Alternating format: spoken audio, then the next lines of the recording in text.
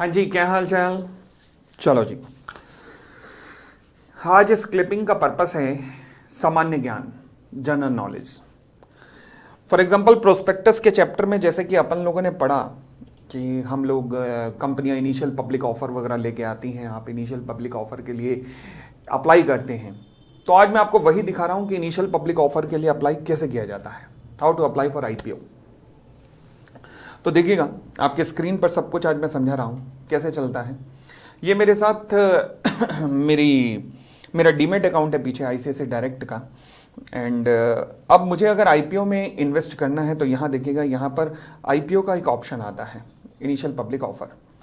तो यहाँ पर मैंने अप्लाई किया और ये कहता है कि इतने सारे आईपीओ या फिर डिबेंचर्स वगैरह इशू हुए हैं, बोलिए क्या करते हैं। देखिए, अच्छा, कई बच्चे पूछते हैं ना कि सर आजकल भी ऐसा होता है कि first call, second call, third call मंगाई जाती हो। हाँ, वो भी ऐसा होता है। देखिएगा, ये जो आईपीओ आया है, अब आया है Indian railway finance corporation limited का, आईआरएफसी का। अब आप ये देख रहे हैं कि आईआरएफसी का आईपीओ आया है जिसके अंदर हम अप्लाई करेंगे। और एम्प्लॉय कैटेगरी इसके अंदर अलग है, मतलब एम्प्लॉयज़ को नॉर्मली कंपनीज कुछ बेनिफिट देती हैं। और जैसे इन्होंने बेनिफिट दिया हुआ है कि आप 5 लाख रुपए तक इन्वेस्ट कर सकते हो एम्प्लॉय अगर हो तो, इन्होंने ही बेनिफिट दिया हुआ है। अब नीचे आइएगा, first call Aditya Birla fashion and retail limited. Aditya Birla fashion and retail limited में फर्स्ट कॉल मनी। तो क्या first call, second call, third call आज भी मंगाई जाती हैं? हाँ, आज भी मंगाई जाती हैं। ऐसा नहीं है कि कॉन्सेप्ट खत्म है। ये और बात है कि हमारा कॉन्सेप्ट क्या है कि minimum 25% of the issue price SEBI के अकॉर्डिंग और कंपनी एक्ट के अकॉर्डिंग सेक्शन 39 के अकॉर्डिंग कितना है, minimum 5% of the nominal value.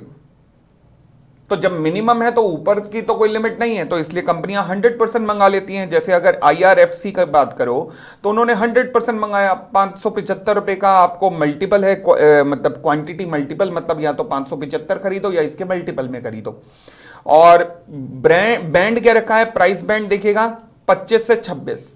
Sir आपने कहा था कि फ्लोर प्राइस और कट ऑफ प्राइस के बीच में मैक्सिमम के बीच में 20% का गैप होता है। हाँ, कहा था।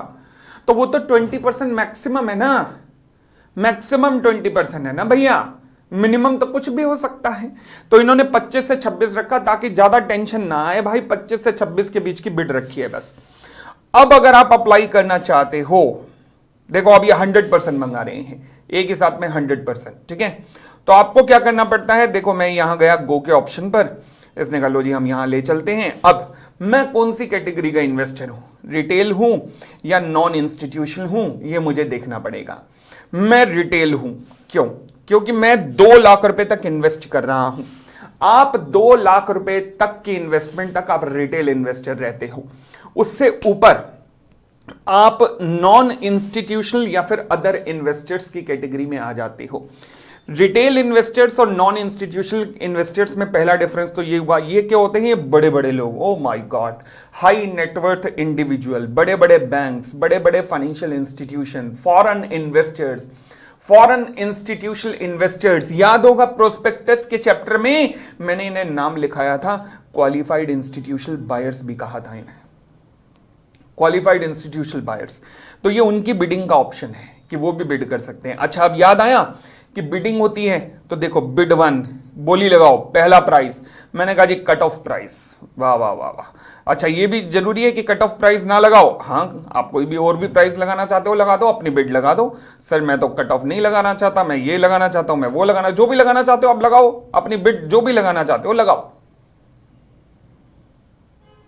ठीक हो गई इतनी बात।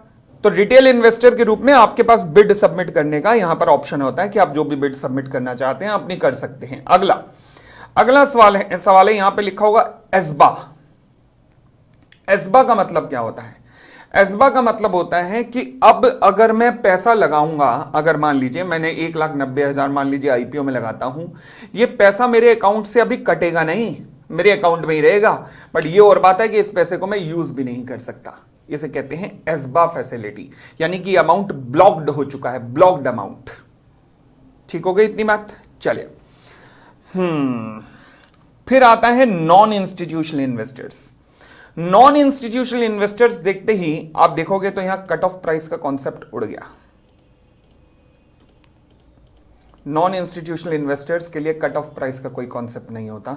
आप तो भैया क्वांटिटी बोलो और आप बोलो प्राइस कितना करना चाहते हो, तो अपना प्राइस दीजिए कि कंपनी के शेयर कितने में लेना चाहते हो। तो यहाँ पे कट ऑफ प्राइस का कॉन्सेप्ट इनके लिए नहीं लगता।